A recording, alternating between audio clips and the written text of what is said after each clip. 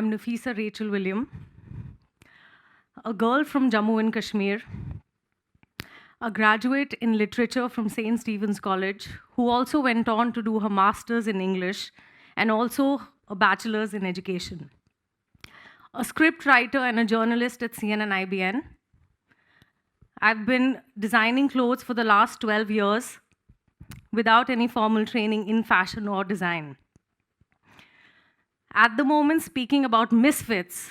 So if this is what is being called a misfit, I'd love some more of it. Good evening, ladies and gentlemen. Like I said, I've been doing this for the last 12 years. I'm often asked, what is fashion to you?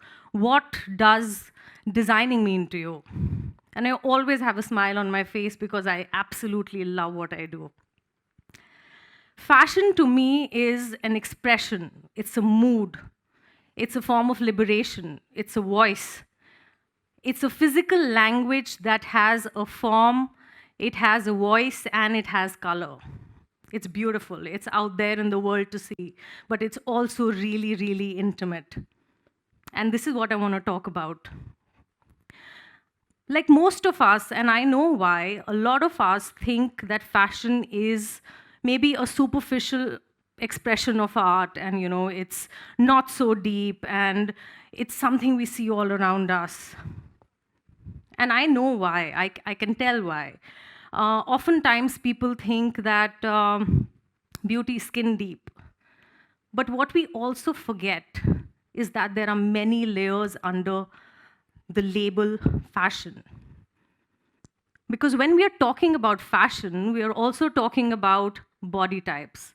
We're talking about measurements. We're talking about body sizes. We're talking about so many things that we deal with every day. We are also talking about mental health and how this affects us in our day-to-day life.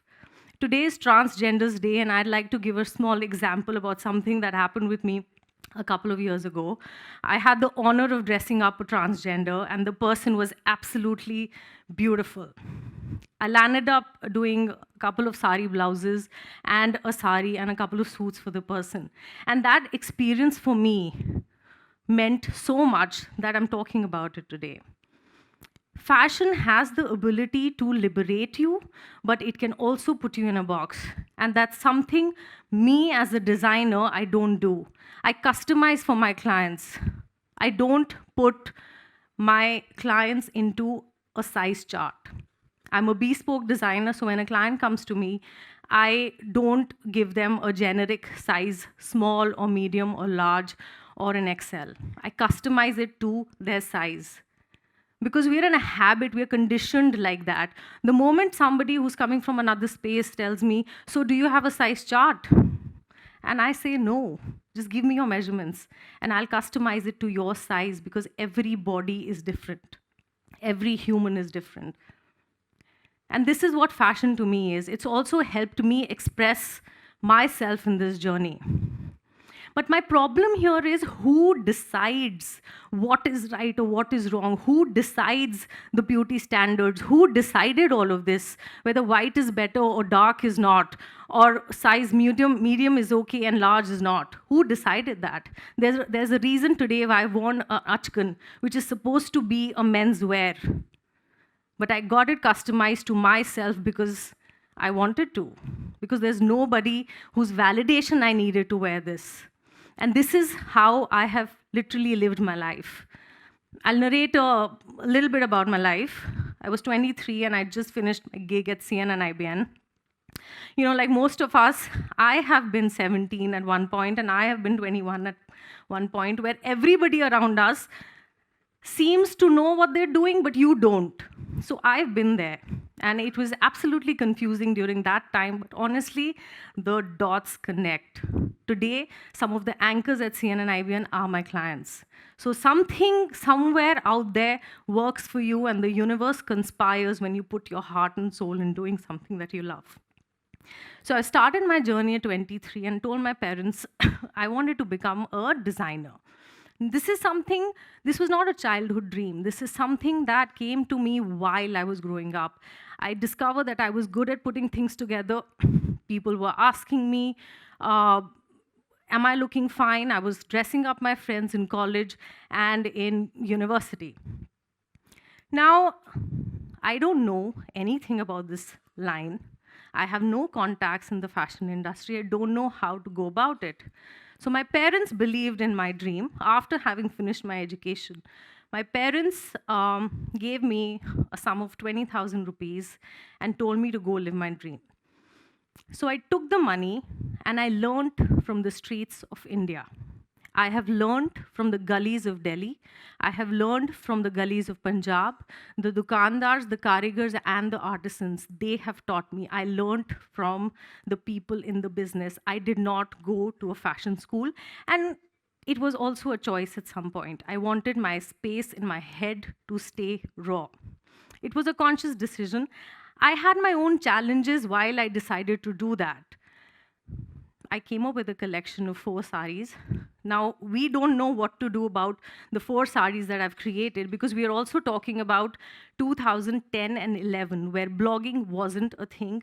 Instagram had not become a platform for selling anything. Facebook didn't know what was, we weren't selling stuff on Facebook. But I decided to model for my own clothes and put them up on Facebook. My sister shot me in our backyard with the photographs you can see. These are raw, they are from 2010 and 11. We shot them, I put them up, and I sold those saris. Now, I also want to talk about validation here.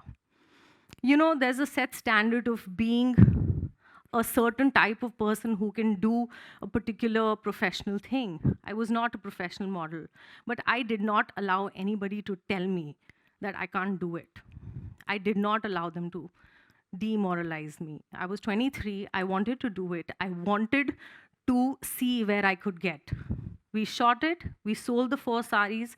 4 saris became 40 saris, 40 saris became 400 saris. I expanded, the brand expanded. It became global. At some point, I have dressed up a lot of people from all across the world. There was a time when the celebrities, which was, I was just a normal girl, still am, but you know what it means when somebody's calling you and telling you that I really loved your clothes. So the first time Neha Dhupia called me and told me that she loved wearing my clothes, also repeated a few of my outfits, it felt really good. It felt that maybe the risk I took long time ago and didn't listen to everybody who had something to say and did what my heart wanted. This has been my story. I've been doing this for the last decade and a half. I also want to talk about 2 things before I sum up. Heirloom restoration, because we're talking about fashion and we are talking about the deeper aspects of fashion. Heirloom restoration is something that I do, and we are very few people in the country who are doing it. Fashion is deep. It may not sometimes come across as that, but fashion has a lot of beauty and a lot of soul. So restoration means when something that's lying in your cupboard or your mother's closet, which belonged to her mother, but you want to wear it, but it's not in the right state, but you really want it. So that's where I come in. I restore old heirloom pieces, something that your grandfather wore or something that your grandmother wore or great-grandmother wore. I have restored shawls that are 200-year old. I have restored some of very, very old lehengas and saris and blouses, which people of today's day and age can actually wear. So this is the depth of clothing. It may sound, like I said, it may sound that maybe it's not so, but it is. It really means a lot because, sometimes when you're missing somebody, you have a loved one somewhere out there, the moment you touch their clothes, the moment you touch it and smell it, it'll teleport you to a certain time and age, and it'll bring back the memory. And sometimes you haven't even met the person, like your grandparents or great-grandparents whose journey you've heard of and love, but this is what brings it together. You can hold it together through restoration. Talking also about the different aspects of fashion, I wanted to talk about the pandemic, how the protocol of fashion completely changed during the pandemic, which is again an expression of what one's feeling, because there was a time that suddenly everybody was in kaftans and night suits, and this is what expression of fashion or your clothing can mean. Talking about the pandemic, we as a label at team, label Nafisa Rachel William, grew by a 30% because I had been doing online clothing for the last 12 years, where most people were shutting shop. We grew as a company and a brand because we were doing online for the last 12 years. So during the lockdown, a lot of karigars lost their jobs. I had told my team that कुछ भी हो जाएगा, आपके घर में खाने की कमी नहीं होगी. So they went back to their hometowns, to their villages during the pandemic. I set and installed sewing machines in their homes, and they were working from there. Nobody lost their jobs.